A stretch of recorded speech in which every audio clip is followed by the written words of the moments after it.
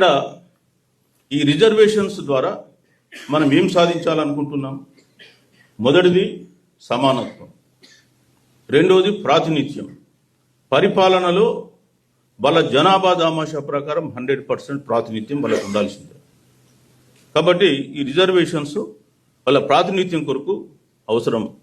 ఒక డెమోక్రసీని పరిరక్షించడానికి కూడా, వాళ్ళ డెమోక్రసీ ప్రజాస్వామ్య హక్కు రాజ్యాంగ హక్కు అని చెప్తున్నాం. ప్రజాస్వామ్య హక్కు ఎందుకు అంటున్నాం? ప్రజాస్వామ్యం పరిడలిల్లంతే అన్ని వర్గాలకు అందులో భాగం ఉండాలి, లేనట్టయితే లాభం లేదు. ఇంత చెప్తున్నాం కదా మనం. ఈ రోజుకు రిజర్వేషన్ల సినారియో ఎట్లుందనేది నేను మళ్ళీ మీకు చెప్తాను. మండల్ కమిషన్ అమలు చేసే నాటికి ఈ రాష్ట్రంలో, ఈ దేశంలో 40 లక్షల ఉద్యోగాలు కేంద్రంలో ఉన్నాయనుకుంటే, బీసీలు మండల్ కమిషన్ రికమెండేషన్ అమలు చేసే 1993 సెప్టెంబర్ 9th రోజు అమలు చేశారు. అది ఆనాటికి 4% ఉన్నారు కేంద్ర ప్రభుత్వ ఉద్యోగాలలో. 52% జనాభా, 4%. మరి ఓసీలు ఎంత ఉన్నారు? ఎస్సీ ఎస్టీలు ఎంత ఉన్నారు?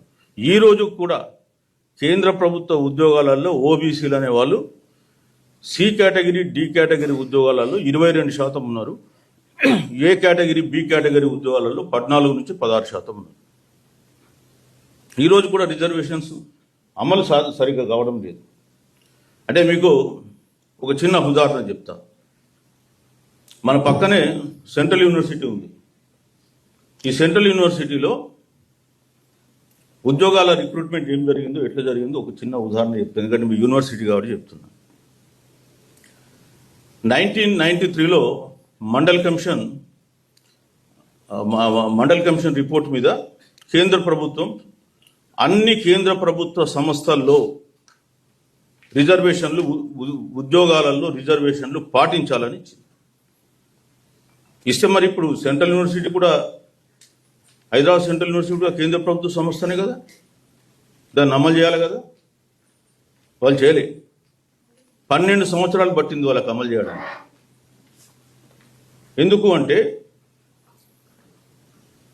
అక్కడ వాళ్ళకు ధర్మ సందేహం వచ్చింది. ఈ యూనివర్సిటీస్ అన్నీ కూడా ఏంటంటే మొదటి నుంచి కూడా బ్రాహ్మణ అగ్రహారాలు, ఇవి ఓన్లీ బ్రాహ్మణ ప్రొఫెసర్స్ ఉండేటువంటి అగ్రహారాలు, ఇంకా ఏం లేదు అక్కడ. సో దాన్ని వాళ్ళ బ్రాహ్మణ ఉనికిని కాపాడాలనుకుని ఒక చిన్న కొరి రాసి పంపిల్లు. కేంద్ర ప్రభుత్వం ఇచ్చినటువంటి ఈ జీవో 93ది కేంద్ర ప్రభుత్వ విద్యాలయాలకు వర్తిస్తుందా అని చెప్పి ఒక కొరి రాసి యూజీసీకి పంపించింది. ఆ యూజీసీ దానిలో ఆన్సర్ ఏమిచ్చింది? మేము కేంద్ర ప్రభుత్వాన్ని సంప్రదిస్తున్నామని. యాక్చువల్గా కేంద్ర ప్రభుత్వం అప్పటికే 94లో ఒక క్లారిటీ కూడా ఇచ్చింది వాళ్ళకు, మీరు 100% అన్ని యూనివర్సిటీలలో అమలు చేయండి అని. కానీ దాన్ని పక్కన పెట్టి కేవలం కొరి రేజ్ చేయాలి కాబట్టి కొరి రేజ్ చేసి అడిగితే ఆ కొరికి ఆన్సర్ రాలే. అప్పటికి ఒక 5-6 రిక్రూట్మెంట్లు అయిపోయినాయి వితౌట్ రిజర్వేషన్, అప్పటికి అయిపోయినాయి. లాస్ట్కు ఒకతను యూనివర్సిటీలో ఉన్నతను హైకోర్టుకి వెళ్తే, హైకోర్టులో యూజీసీ కూడా కౌంటర్ అయ్యలే. సమ్మాన్స్ ఇచ్చారు యూజీసీకి రమ్మని.